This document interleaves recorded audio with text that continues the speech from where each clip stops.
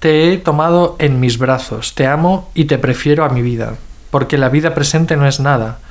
Te ruego, te pido y hago todo lo posible para que de tal manera vivamos la vida presente que allá en la otra podamos vivir juntos con plena seguridad. Un texto de San Juan Crisóstomo a los esposos. Bienvenidos al Club Dalroy. Hemos empezado fuerte con este texto de San Juan Crisóstomo y además tenemos hoy un tema muy interesante, muy apasionante, que nos involucra a todos de una forma muy personal y una invitada de lujo que ahora voy a presentar, pero antes os recuerdo esta voz maravillosa que nos ha leído el texto, que es el señor Javier Rubio Ípola, nuestro tomista de referencia, que en realidad es Francisco Javier, así firma sus artículos científicos, pero yo le digo Javier, y bueno, no sé cómo quieres que te presente, si no me dices, sí, y cambiamos. Javier está bien. Pero vamos, que ya sabéis que es una especie de elfo en un cuerpo de orco, y tenemos también a nuestra querida Ana Martínez, que ya hemos avisado que íbamos a verla mucho esta temporada porque se ha incorporado plenamente al Club Dalroy.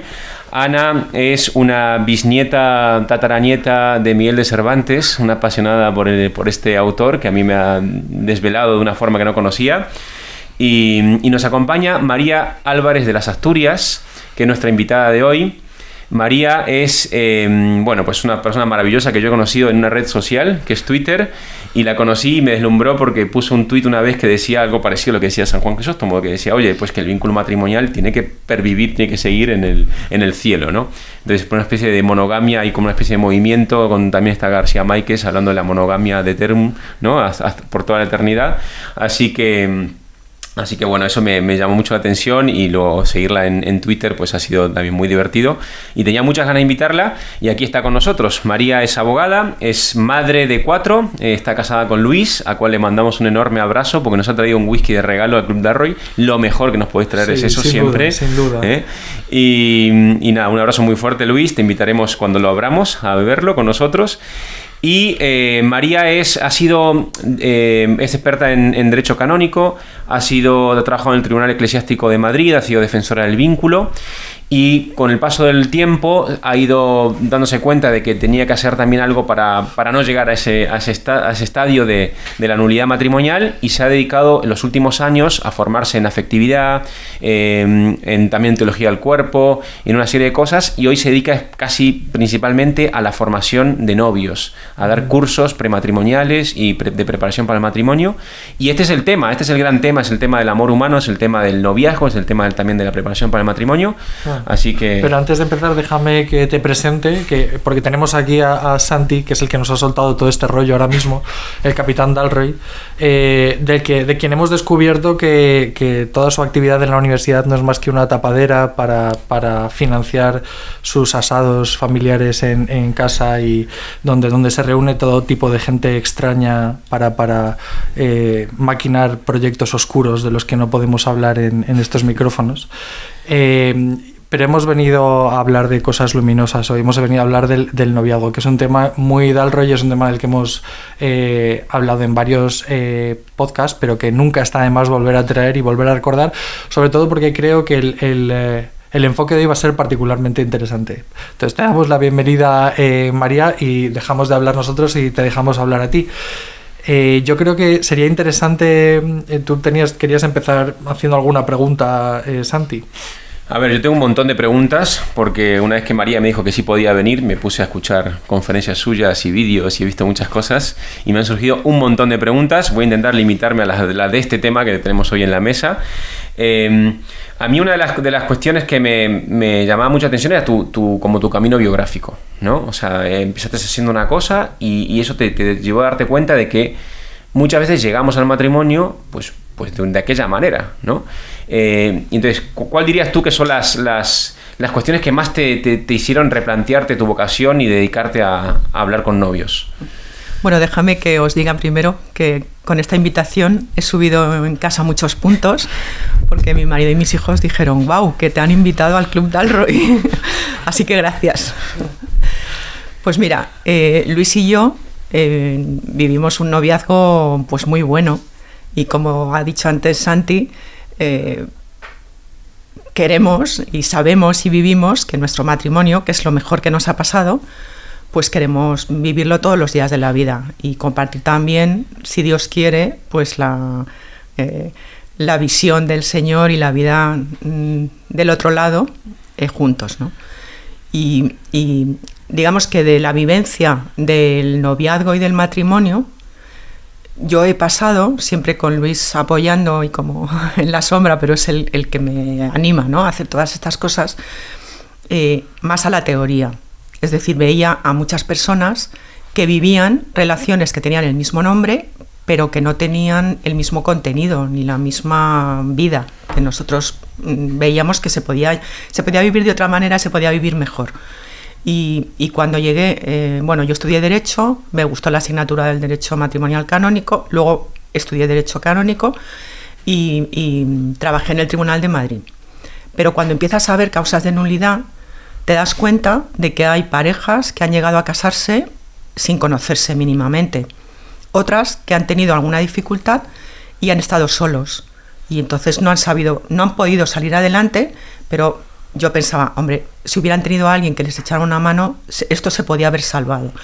Y si no se puede salvar, pues también ves cómo se rompen los matrimonios, que es un desastre, el sufrimiento que hay detrás de las rupturas, y pensaba, bueno, también se puede romper de otra manera. Y esto a mí me interpelaba mucho. Y estuve buscando la forma de aportar pues lo que yo sabía y vivía, y creo que la mejor forma al final es acompañar a las personas que empiezan un camino pues desde la afectividad, explicar, pues gracias a Nieves González Rico en Aprendamos a Amar aprendí mucho. Aprendí a explicarlo, a resolver dudas, a exponer el proyecto de Dios sobre el amor humano, que es una maravilla, y todo eso que yo he recibido quería contarlo, ¿no? Y ahora lo hago desde el Instituto Coincidir. Entonces yo acompaño a novios, resolvemos dudas, también a matrimonios de cualquier edad de recorrido, pues si tienen alguna dificultad, algo que se les atraganta, un problema de comunicación, ¿no? Decía Ana antes, pues es importante aprender a discutir bien. Pues esto, que puede parecer una tontería, no lo es, no. Porque si no discutimos bien, acabamos a lo mejor en un problema muy serio, ¿no? Y esto lo hago a medias con Mercedes Sonrubia, que es mediadora familiar, pero nosotras siempre hemos planteado la mediación como resolución de conflictos, es decir, ayudar a las personas a resolver lo que ellos por sus medios no han podido y sacar adelante para que vivan un amor matrimonial, pero muy bueno, que no se trata de cargar con tu matrimonio como una carga pesada, sino de disfrutarlo y de vivirlo con alegría. Hay como esto que dices a mí me apela un montón, me interpela mucho, porque todos tenemos amigos y todos vemos el sufrimiento que hay en lo que es la llamada principal que da sentido a nuestra vida, que es el amor. Estamos hechos para amar y para ser amados.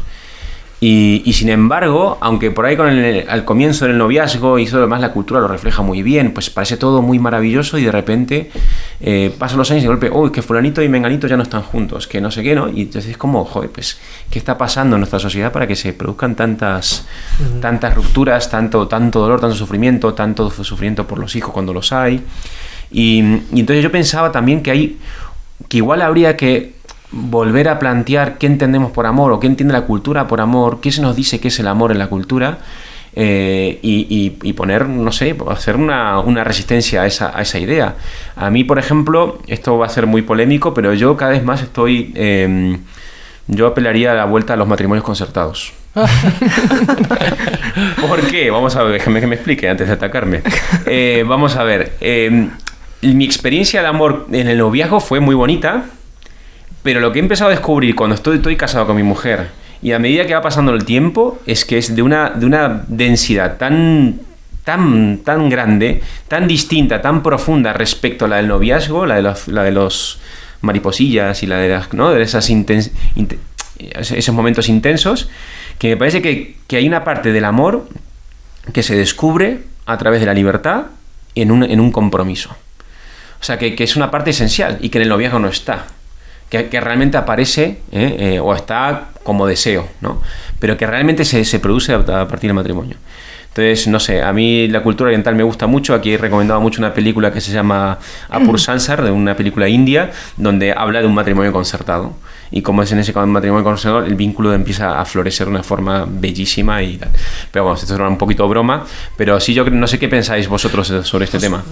Hay una cosa que me llama la atención y es que la iglesia es hogar, la iglesia es familia ampliada, por decirlo así, pero es en el fondo la familia de los hijos de Dios.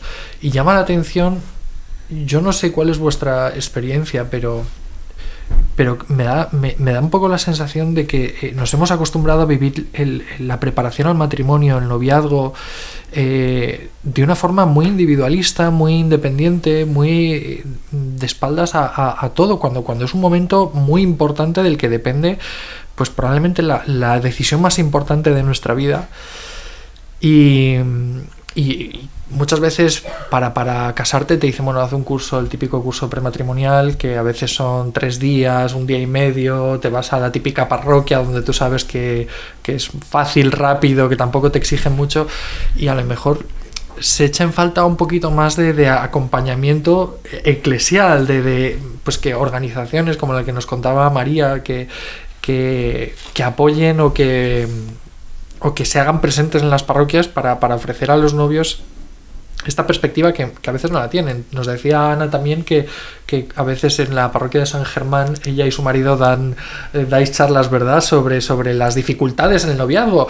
Claro, el compromiso del que hablaba Santi no se puede llegar a ver en el noviazgo si no hay una cierta tensión, porque es la tensión, la dificultad del enfrentamiento muchas veces lo que genera la necesidad del compromiso. Si las cosas van bien no necesitas comprometerte, vamos, vais los dos ahí como un tiro, fenomenal, complementados. Es en el momento en el que tenéis un cambio, una perspectiva distinta de las cosas, donde hay que ceder, y hay que ceder además de una forma muy curiosa, porque muchas veces los conflictos con la pareja, con la mujer a la que amas o con el hombre al que amas, se producen precisamente en base a ese mismo amor. Esto es una cosa que a mí me ha pasado mucho con mi mujer y que cuesta integrar a veces, porque cuando tienes un conflicto con tus amigos muchas veces es por defender egoístamente tus intereses frente al de tus amigos. Yo quiero ver esta película, mis amigos quieren ver otra, entonces hay un conflicto.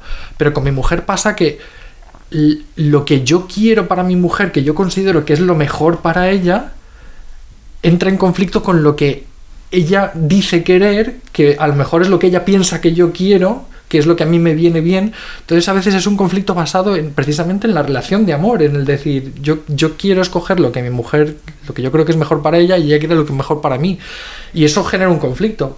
O uno de los dos está actuando de una forma egoísta y el otro se lo quiere hacer ver de alguna manera. Es decir, es un tipo de conflicto completamente distinto, que genera por lo tanto la necesidad de un aprendizaje que no se ha dado antes.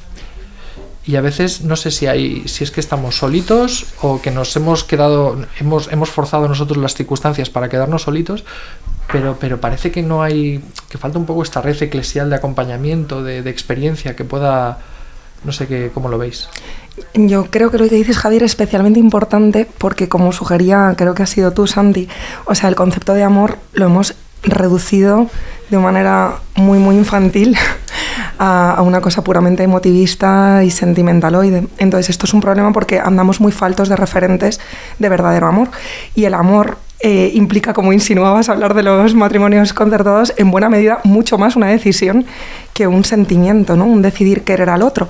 No solo creo en estas dificultades que como que bien estaba dibujando Javier, que aparecen en el matrimonio, sino en aquellas que ya se perciben en el noviazgo por el hecho de que estamos heridos por el pecado original y cada uno de nosotros tenemos una historia, ¿no? Entonces, a quien vamos a amar no es perfecto, tiene sus heridas, tiene su pecado, y uno mismo también lo tiene. Entonces, este concepto emotivista y sentimentaloide del amor que nos propone la cultura pop, yo creo que se sostendría si no existiera esta realidad herida que tenemos cada uno de nosotros. Pero puesto que la tenemos, creo que es fundamental comprender que al otro solo le puedo prometer amor verdadero si prometo amarle también en eso que tiene de insoportable, ¿no? Y también en esa mochila que carga sobre sus espaldas. Y si no, no es verdadero amor. Es un amor más bien que tiene que ver conmigo, con lo que me gusta de ti por cómo me hace sentir a mí, ¿no? Pero no es un amor que te prometa amor a ti en todo lo que tú eres. En este sentido, Ricardo y yo hicimos una cosa muy bonita antes de casarnos, que nos la sugirió un sacerdote, que era pues leer el consentimiento, ¿no? Y cuando dices yo, Ana, te recibo a ti como esposo, Ricardo, y pues dijimos que era eso que entregábamos y que recibíamos, ¿no? ¿Quién era la otra persona para mí y quién soy yo, qué es lo que te entrego yo con mi persona, ¿no? Y para mí era muy bonito escuchar a mi marido y ver que él no nombraba solo la parte estupenda de mí, ¿no? Sino que también nombró pues muchas cosas en las que soy verdaderamente insoportable o muchos miedos que tienen que ver con mi historia personal, y a mí me encantó escuchar eso, porque creo que no hay nada que haga descansar más al corazón que saber que el otro te ha prometido amarte ahí, justamente. Y para mí, caminar hacia el altar y ver a Ricardo ahí esperándome, no fue solo un momento muy emotivo y bonito, sino la certeza de saber que allí me estaba esperando quien me prometía amarme en la verdad más profunda de quién soy yo. Y también en lo que el futuro deparara, no solo en cuanto a dificultad, sino en cuanto a mi propia dificultad, ¿no? La dificultad que entraña quererme para mí misma y para mi marido por el hecho de que no soy perfecta. Es que sugerís muchas cosas a la vez, pero cuando os estoy escuchando, bueno, lo de los matrimonios concertados, claro, la dificultad es que el amor es libertad, ¿no? Entonces lo principal es la libertad. No, sí. Sé que es una broma. Es una broma, pero que en el matrimonio muchas veces pasa eso, de que te tengo que elegir, o sea, tengo que recordar esa elección. Bueno, claro. ¿No? Que ya no es una cuestión de, ay, qué bien me hace sentir, que bien estoy contigo, veo las estrellas, sino te elijo a ti con todo. De esa forma, ¿no? En tu desnudez más radical, en toda tu miseria también. Te elijo, ¿no?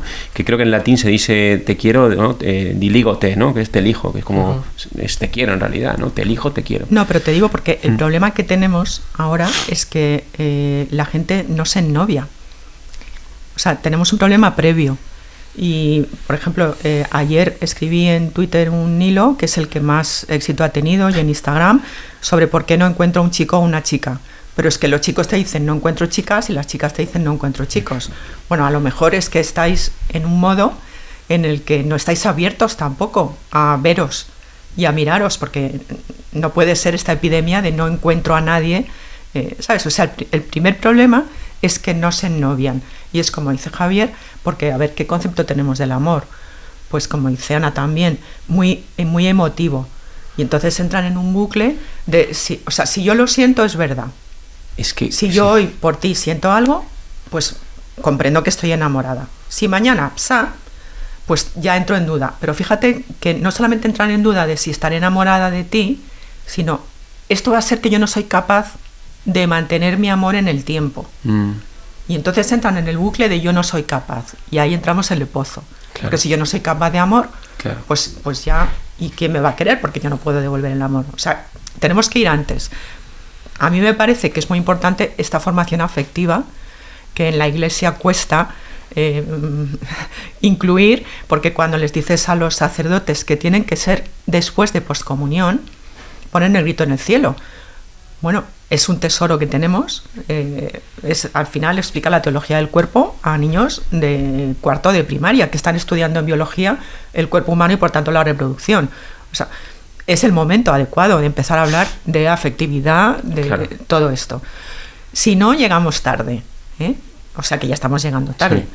Sí. Si no lo hemos hecho, pues entonces tenemos que recuperarlos. ¿No hay acompañamiento? Hombre, sí hay. Lo que pasa es que, por ejemplo, el Papa publicó el verano pasado un itinerario de acompañamiento para el noviazgo y el matrimonio. Y el Papa pide, además es buenísimo porque el Papa pide que se vayan haciendo gestos más o menos públicos para que la pareja vaya viendo qué pasos se está dando. Entonces, pues a lo mejor si empiezan a salir, pues nada, que se lo digan a un sacerdote. El otro día en el oratorio de Alcalá me dijo el padre Enrique Santayana que ellos en el oratorio cuando un chico y una chica empiezan a salir, que solamente es salir, no hay nada más, pues ya lo dicen en la comunidad, porque eso ya supone un respeto por parte de los demás de, bueno, pues estos ya no están en el mercado, por lo menos ahora. No. Bueno, eso ya ayuda a vivir las cosas, porque esto es lo que dice el Papa, ¿no? O sea, me gustó mucho que allí ya lo están haciendo. El año pasado que fuimos a Tierra Santa y en una de las basílicas en Nazaret había una pareja delante de un cura y las señoras que iban en el grupo decían, es una boda. Y yo le decía a Luis, no puede ser una boda porque no hay testigos.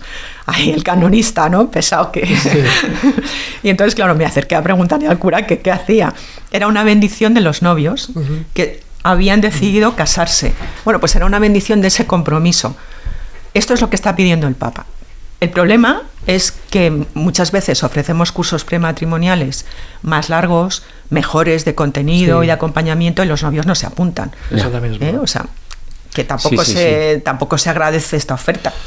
Porque probablemente no haya conciencia de la necesidad. O sea, es que eso también, si vivimos bajo la perspectiva de un noviazgo que es lo que hemos aprendido de las películas de Hollywood de los últimos 30 años, que se basa todo en el sentimiento, todo en la emoción, pues es que ¿para qué necesitas instrucciones? Si eso es muy fácil, o sea, eso todos sabemos responder casi de forma mecánica a los impulsos de la sensibilidad, si eso no necesita demasiada formación.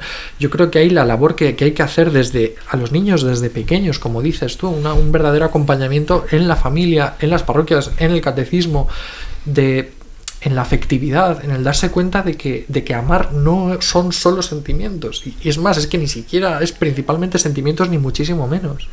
No, sobre todo a mí me llama la atención lo que decía María de cómo se le concede como la autoridad total al sentimiento, ¿no?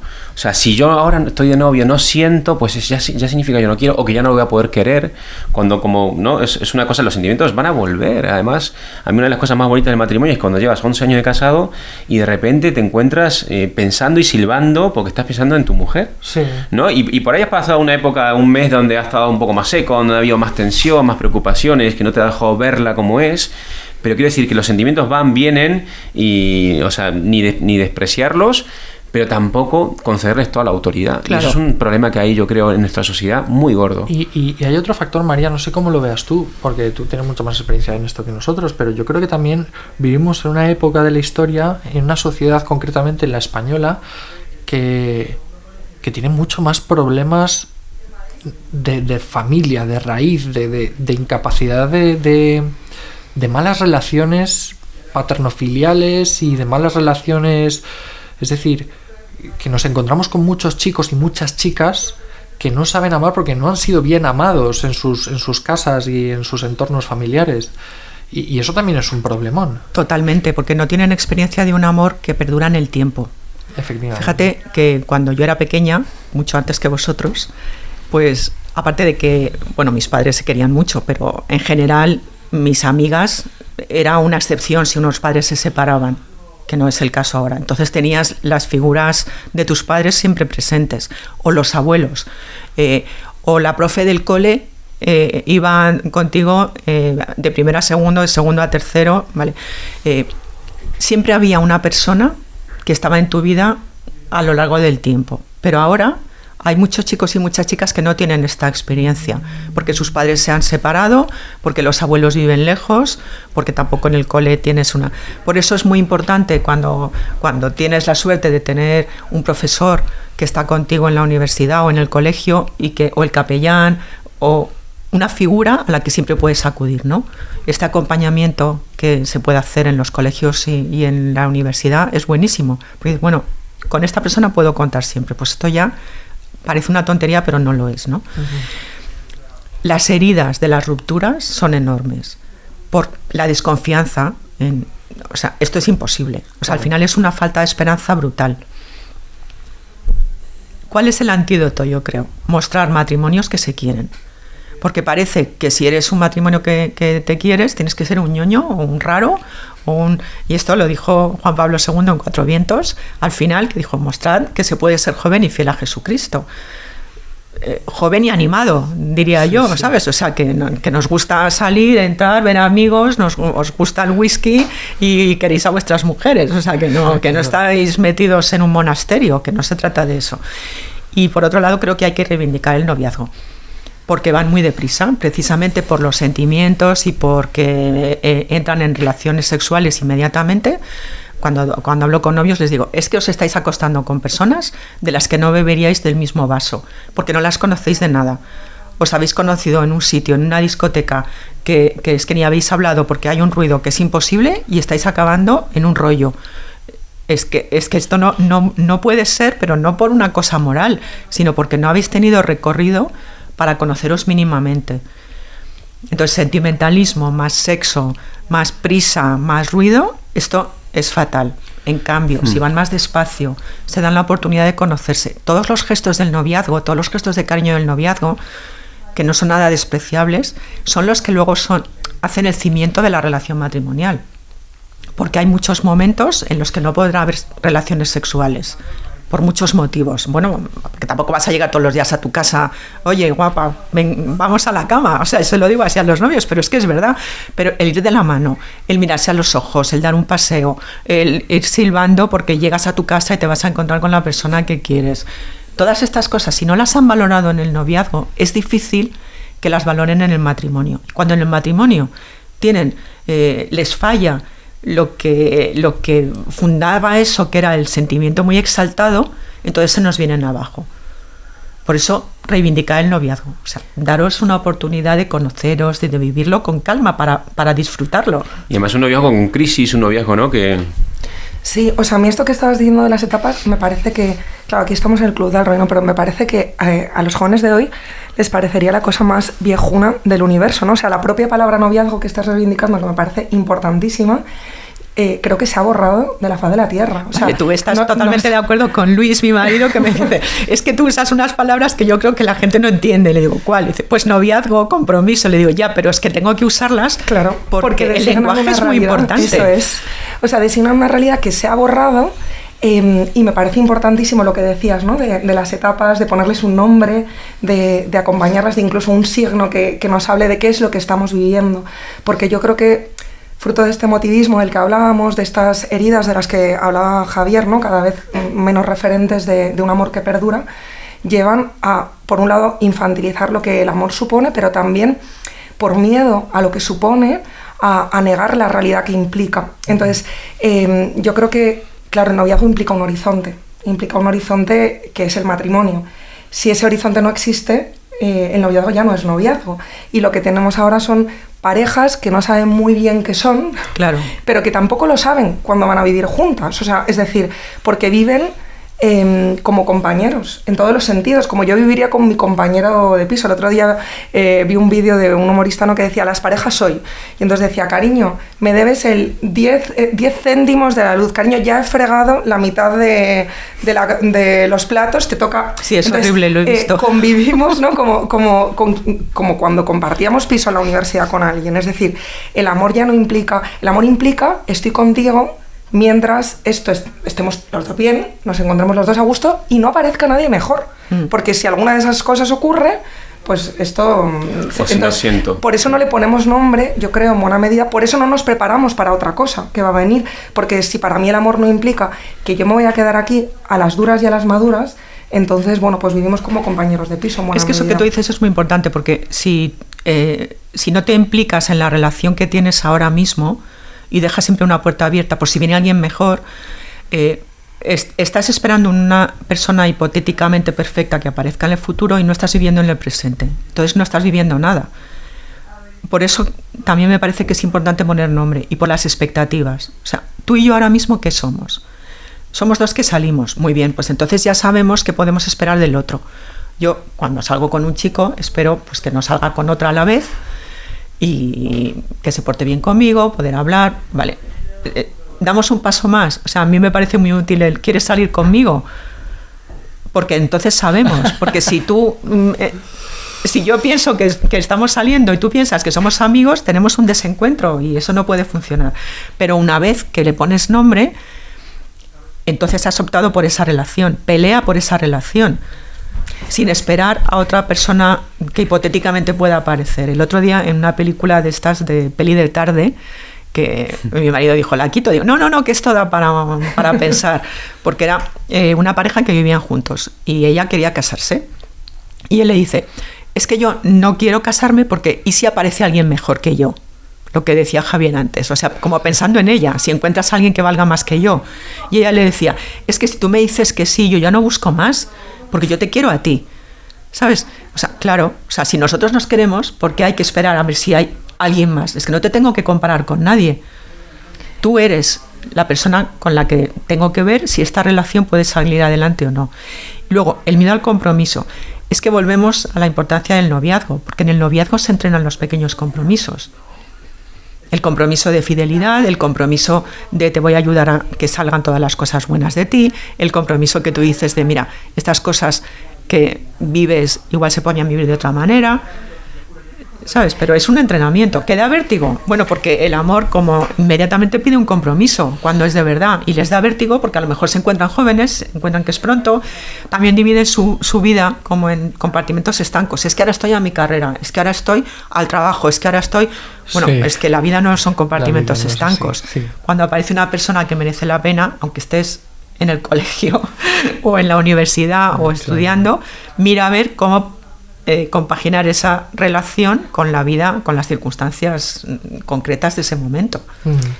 Yo creo que además no es solo que pensemos, o sea, en la puerta esta giratoria que debe existir en el noviazgo, pero no en el matrimonio, ¿no? Por la que uno puede salir cuando lo vea, porque ese componente es fundamental en el noviazgo, que uno pueda sentirse libre. De hecho, luego tienes que responder que has ido a tu matrimonio libremente, ¿no? Esa puerta giratoria está muy en el noviazgo, pero claro, no en el matrimonio, porque el verdadero amor, este whisky que le habéis regalado al Club Dalroy, si ahora nos lo pidierais de vuelta, supongo que Javier y Santi no se sentirían muy bien. O sea, un libro no es lo mismo prestarlo que regalarlo. O sea, regalar algo implica que me desprendo de ello, ¿no? Y que no solo por si encuentro uno mejor, sino porque te estoy prometiendo que yo me voy a quedar aquí, pase lo que pase.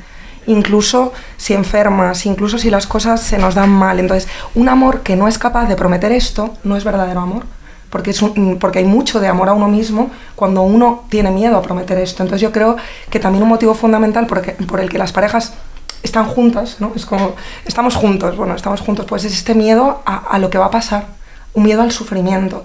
Entonces, por esto, claro, si nos vamos a prometer amor para siempre, amor en lo que ocurra, necesitamos prepararnos, como tú dices. Efectivamente, necesitamos una etapa de discernimiento para ver si tú y yo somos el uno para el otro, si nos hacemos bien. Si queremos lo mismo, además, cuando hablamos de matrimonio, creo que es importante no dar por supuesto que el otro piensa lo mismo, porque por la importancia de las palabras, ahora mismo la palabra matrimonio puede no significar nada o significar todo. Entonces, ¿qué entiendes tú por matrimonio? Que a lo mejor no es lo mismo que entiendo yo.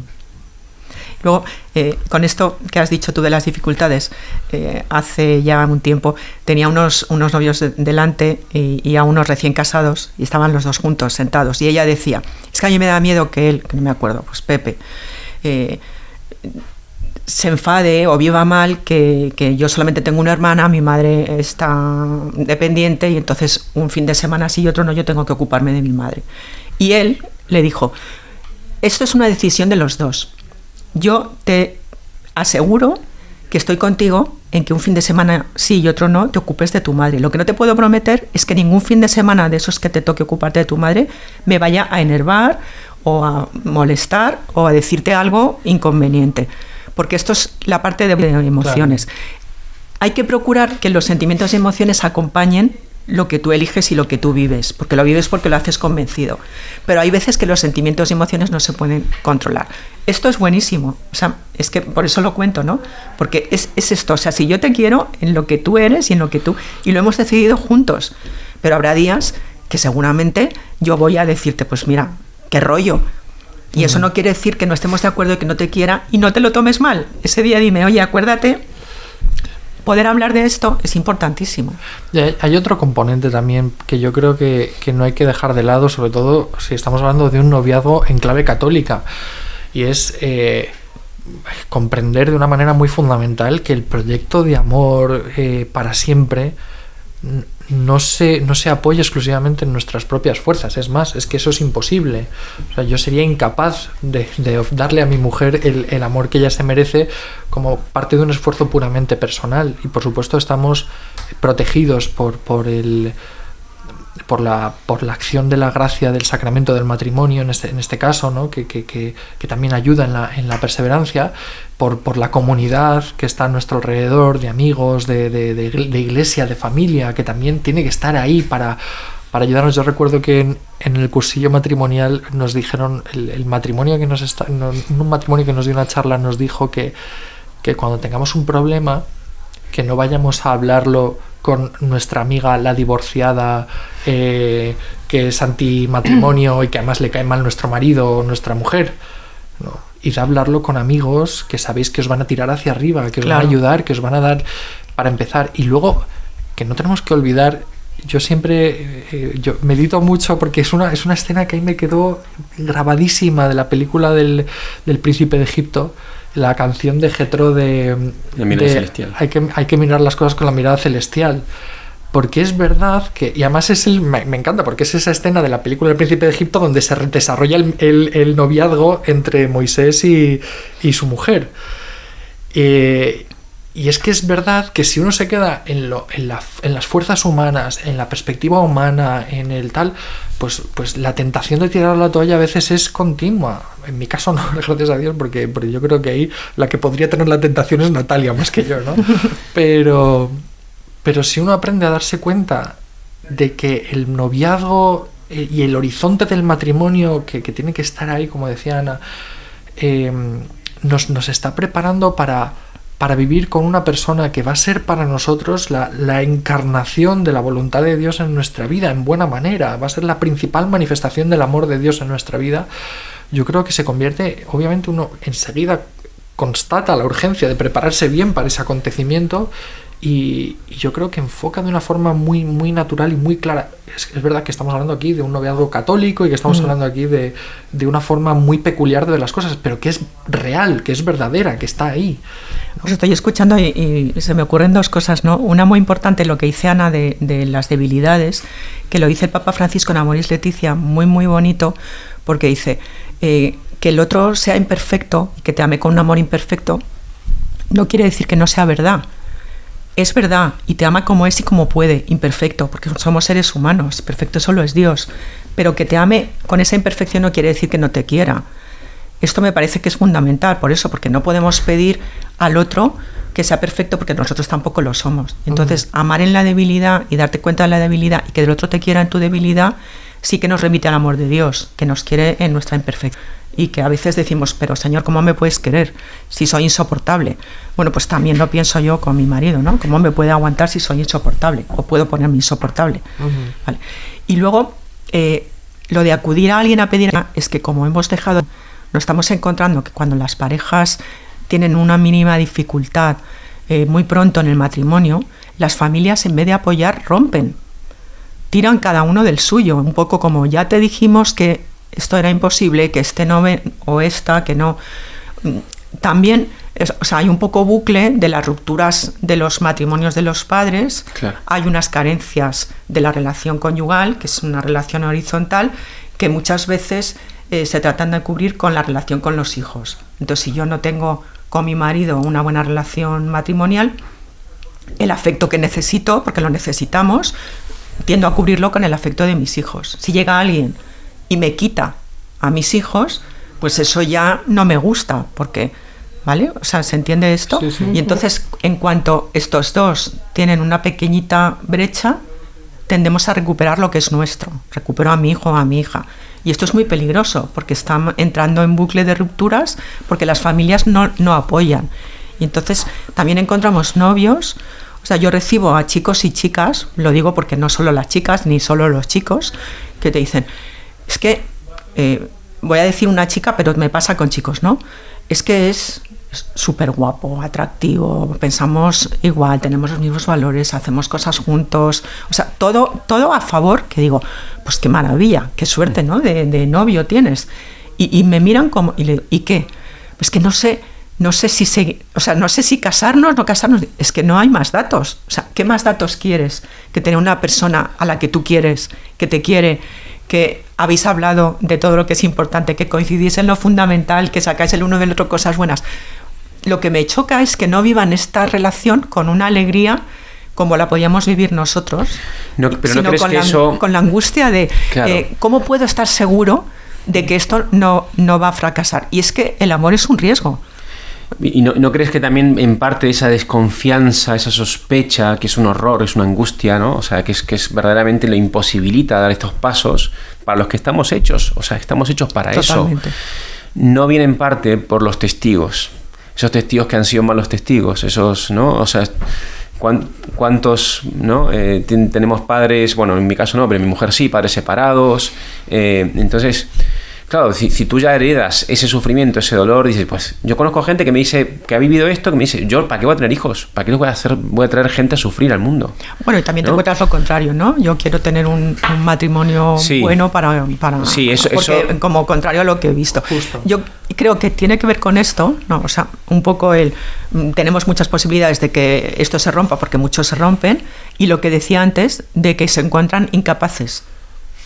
Bueno, tú te encuentras incapaz, pero como dice Javier, es que no jugamos solos. O sea, si tú estás viviendo una relación que es buena y tienes con la razón datos que has valorado, que todos apoyan, o sea, y conoces las dificultades y conoces tus heridas y las heridas del otro, que hay que conocerlas, pues adelante. Y Dios ayuda.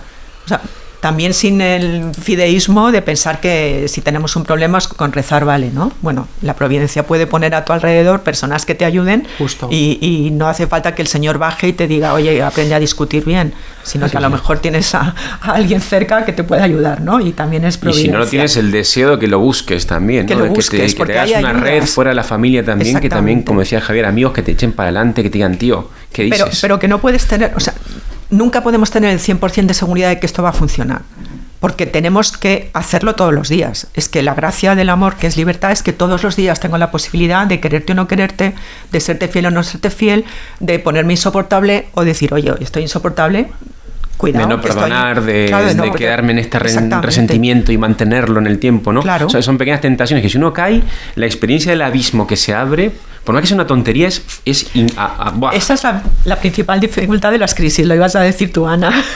Tú, María. Sí, sí. Cuando explicamos las crisis, porque la palabra crisis parece que... Yo me acuerdo cuando empezamos en Coincidir que me llamaban pues amigos y me decían, ¿puedes atender a un matrimonio? ¿Qué les pasa? Están en crisis. Ya, pero ¿qué les pasa? Que se van a separar. No, eso no es una crisis. La crisis es el inicio de una brecha que puede llevar a una separación si esa brecha no se cose. Entonces, el problema de las crisis, de los desencuentros, es la distancia que se puede crear entre los dos. Si esa distancia la mantienes, entonces sí, porque empezamos a ir en líneas divergentes. Sí, pero si cuando nos damos cuenta de que estamos en esa distancia, que nos puede pasar por muchísimas circunstancias, y no hay que asustarse, es que es normal. Anda, pues me encuentro con distancia y no noto que mi corazón arda por mi marido. Entonces lo que tienes que hacer es decidir tú, y hay otra vez la libertad, si tengo que echar leña al fuego para volver a recuperar el calor del corazón, o no, mira, me voy a instalar en la frialdad, y entonces probablemente vamos a llegar a una situación muy difícil. Pero es que esto es la libertad puesta en juego todos los días. Pero es que esto creo que es fundamental lo que estás diciendo, María, porque yo creo que hay que reivindicar, o sea, que deberíamos ir todos al matrimonio con la conciencia de que las crisis van a venir. Claro. O sea, con la absoluta certeza, o sea, que es una manera de hacer frente a este temor de ¿y sí? No, es que van a venir. O sea, ya vamos a prepararnos. Porque son cambios. Porque ahora es que son cambios. Los psicólogos, ¿no? Las tienen como la crisis del nido, el síndrome del nido vacío, cuando los hijos se van. O sea, como que incluso tienen un nombre, ¿no? Algunas de estas crisis que se repiten. Entonces, yo creo que también es bueno naturalizar la dificultad, las pequeñas crisis, no como un problemón, porque a veces yo creo que nos asustamos tanto cuando las cosas no son perfectas, cuando empiezan a causarnos un sufrimiento, cuando se hacen un poco difíciles, que de pronto generamos una alarma que quizá no es proporcional.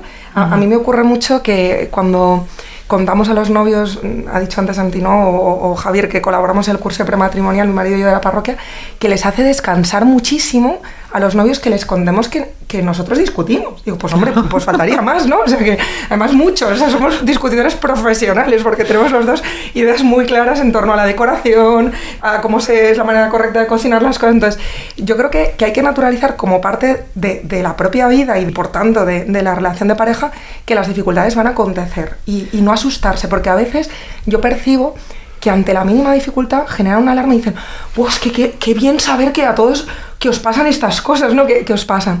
Y de la mano de esto, por tanto, reivindicar la importancia del perdón. O sea, como algo, como el salvavidas del matrimonio. Decías, es un riesgo, pero tenemos un salvavidas, o sea, un botón de emergencia que es el perdón. O sea, yo me puedo perdonar y puedo perdonar a mi marido cada día y hacer nuevas todas las cosas. Y pedir perdón. Y pedir perdón, por supuesto. O sea, cuando a mí mi marido me perdona, es que todo es nuevo. O sea, es un regalo tan grande el que hacemos al otro cuando nos perdonamos. Entonces, si por un lado estamos eliminando el hecho de que las cosas en esta happycracia en la que vivimos puedan no ser perfectas y efectivamente pueda acontecer la dificultad, y por otro lado tampoco le estamos dando el antídoto a la dificultad muchas veces, que es el perdón, nos estamos condenando a entrar en un callejón sin salida, además rápidamente. Pero además que hay otra cosa, que las dificultades, o sea, las crisis no siempre vienen de circunstancias negativas. Esto, sí. Un cambio de trabajo a un trabajo mejor es una crisis monumental. Casarse es una crisis monumental, porque es una alteración de todas las circunstancias. Un niño, que es un regalo, es una crisis. Y aunque sea el tercero y pienses que sabes cómo funcionan los niños, es nuevo, porque es distinto. O sea, que siempre son crisis. O sea, que no hay que identificar crisis con algo negativo. Puede ser una enfermedad que causa una dificultad o puede ser algo muy bueno. Ya te digo, una promoción que nos fuerza a que tengamos que ver, oye, pues aceptamos esta propuesta, ¿no? ¿Qué cambios tenemos que introducir en nuestra vida familiar? Casarse es una crisis. ¿Y qué pasa? Que a veces llegan del viaje de novios y se encuentran con que la vida diaria pues es la vida diaria. O sea, hay que poner la lavadora, hay que ir a trabajar, hay que hacer la compra, en fin. Estamos cansados, no dormimos, sí. Nos peleamos más porque estamos cansados. Y se asustan porque, bueno, pero es que bienvenidos a la vida real. Y hay que encontrar la gracia de la vida real también. Y además que la vida se vive viviéndola, o sea, en cuanto mantengamos posibilidades, pues nos quedaremos como eso, estetas, contemplando, pero hasta que no entras... Así que sí, las expectativas del perfeccionismo, el no compararse con los demás. Es que mis amigos, no, pues tú descomplícate. Tengo ahora a una chica cerca que se casa y que dice, yo no voy a organizar una boda como porque mis amigas han estado llorando el día antes de casarse por organizar las mesas de su boda. Pues yo no. Pues verdaderamente, pues muy bien. O sea, porque no crees más problemas de los que ya pueden venir. Y saber que juntos, cuando venga un problema, se vive de otra manera que si lo vives tú solo. O sea, y las cosas buenas se disfrutan el doble. Sí. Pero yo creo que también hay un elemento ahí muy curioso que me pasa también curiosamente con temas de teología. Y es que a veces pensamos que amor eterno o amor para siempre significa estancamiento o significa que se pierden cosas, ¿no?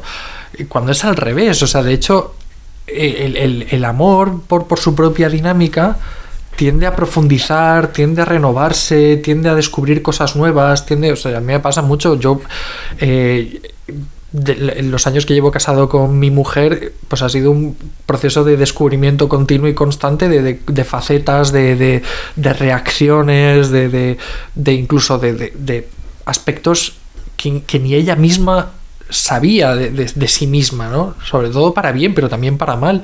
Y a mí me ha pasado lo mismo, ¿no? Yo jamás me hubiera podido imaginar pues la paciencia que yo he tenido que tener a veces con alguno de mis hijos por las noches que yo era capaz de tenerla. Yo soy muy dormilón y me he descubierto a mí mismo pues siendo capaz de estar aguantando ahí por mis hijos, ¿no? Entonces es un proceso, el amor que vas descubriendo, pero claro, ¿qué es lo que pasa? Que si no sabemos descubrir, yo creo, este valor de la crisis como un punto de inflexión, de renovación, que nos hace volver a decidir, como decía Santi, ¿no? Todos los días amar optar por el amor, aunque sea difícil, aunque cueste, a veces no cuesta, a veces pues muy bien, ¿no? Y a veces, oye, es una crisis tener un hijo, pero es una crisis que genera pues que desarrollemos un montón de facetas súper chulas y que yo descubra a mi mujer de pronto y que me vuelva a enamorar de mi mujer. Por eso decía que no siempre son cosas negativas. Claro, entonces es este carácter y yo creo que tenemos que ser capaces de transmitir esto a los novios, ¿no? Que el noviazgo es este primer momento, pero es el primer paso dentro de una etapa larguísima, preciosa, de continuo renovar. Y hay otro punto también que yo he aprendido tanto en la última etapa de mi noviazgo como en mi matrimonio, que es a valorar el recuerdo, no la memoria, sino el recuerdo, ¿no? El recordar el amor primero, o sea, el recordar que la mujer con la que vivo yo ahora mismo fue aquella mujer de la que yo me enamoré tremendamente cuando la conocí al principio, ¿no? Y que es la misma, ¿no? Y eso se ve incluso en los defectos. Totalmente. Seguimos siendo nosotros dos porque seguimos teniendo estos defectos que teníamos cuando nos conocimos. Efectivamente, y en aquella época los veías como una cosa pues casi bueno, mona, ¿no? Pero luego los ves también con cariño. A lo mejor hay una etapa en la que te fastidian más y luego aprendes a verlo como que bueno, seguimos siendo tú y yo, ¿sabes? Me acuerdo una vez que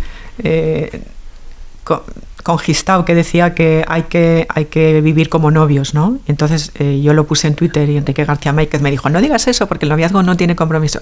Ya, pero yo quería decirlo en el sentido que dice Javier, o sea, el matrimonio es el noviazgo plus. Todo lo que has valorado en el noviazgo, sigue cuidándolo en el matrimonio, porque efectivamente es esa chica de la que te enamoraste, sigue siendo la misma, sigues encontrando en ella las mismas cosas que había y vas descubriendo más. Entonces no se trata de, como ya nos hemos casado, todo lo que nos gustaba lo dejamos y lo tiramos. No. O sea, en esa mochila que ya has ido cargando de cosas en el noviazgo, de cosas buenas, en el matrimonio vas a ir añadiendo cosas y vas a ir de vez en cuando sacando cosas de la mochila y volviendo a mirarlas diciendo, jo, qué bueno que esto sigue aquí. O sea, es ir añadiendo cosas. Por eso el mensaje tiene que ser de esperanza y tenemos a los jóvenes muy, muy desesperanzados, porque ya te digo que a mí me interpela mucho que en vez de vivir el noviazgo con mucha alegría y con la ilusión de pues qué suerte tengo, ¿no? Cuando digo suerte, qué bendición que tenemos un noviazgo muy bueno y que podemos plantearnos una vida juntos, lo viven con la angustia de ¿será posible? ¿Me lanzo? ¿No me lanzo? Y les bloquea muchísimo. Sí, eso es impresionante.